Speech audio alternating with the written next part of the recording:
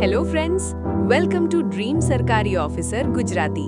આજે આપણે ભારતીય બંધારણના એવા પાયાના તત્વોની વાત કરીશું જે અમેરિકાના બંધારણમાંથી લેવામાં આવ્યા છે. આ તથ્યો સ્પર્ધાત્મક પરીક્ષાઓ માટે અત્યંત મહત્વપૂર્ણ છે. સૌથી પહેલા વાત કરીએ નાગરિકોના સૌથી મોટા હક, મૂળભૂત અધિકારોની. ભારતીય બંધારણના ભાગ 3માં સમાવિષ્ટ આ અધિકારો અમેરિકાના બિલ ઓફ રાઇટ્સમાંથી પ્રેરિત છે. આ જોગવાઈ અંગે જીપીએસસી અને ગૌણ સેવા પસંદગી મંડળ દ્વારા વારંવાર પ્રશ્ન પૂછવામાં આવેલો છે કે મૂળભૂત અધિકારો કયા દેશના બંધારણમાંથી લેવામાં આવેલ છે. આ અધિકારો રાજ્યની સત્તા સામે નાગરિકોનું રક્ષણ કરે છે. હવે વાત કરીએ ન્યાયતંત્રને મળેલા સૌથી મોટા હથિયાર, ન્યાયિક પુનરાવલોકન યાની જ્યુડિશિયલ રિવ્યૂની.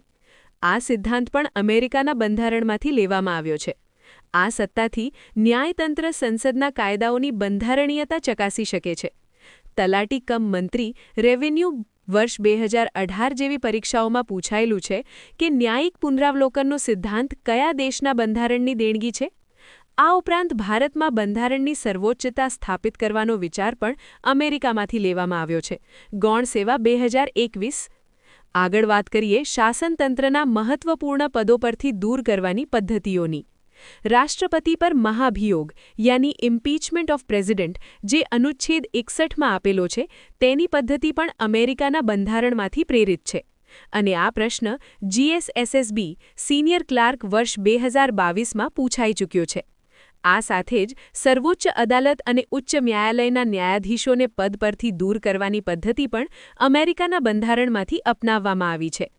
આ પદ્ધતિ અંગે ગુજરાત પોલીસ ભરતી બોર્ડની પરીક્ષામાં પ્રશ્ન પૂછાઈ શકે છે. વધુમાં વાત કરીએ અન્ય મુખ્ય જોગવાઈઓની. ઉપરાષ્ટ્રપતિનું પદ અને તેમની રાજ્યસભાના અધ્યક્ષ તરીકેની ભૂમિકાની જોગવાઈ પણ અમેરિકામાંથી લેવામાં આવી છે. આ પ્રશ્ન જીપીએસસી વર્ગ 1-2માં પૂછાયેલો છે. છેલ્લે વાત કરીએ આમુખની. ભારતીય બંધારણના આમુખનો વિચાર પણ અમેરિકાના બંધારણમાંથી લેવામાં આવેલ છે, જેના પર જીપીએસસી 2016માં પણ પ્રશ્ન પૂછાયો છે.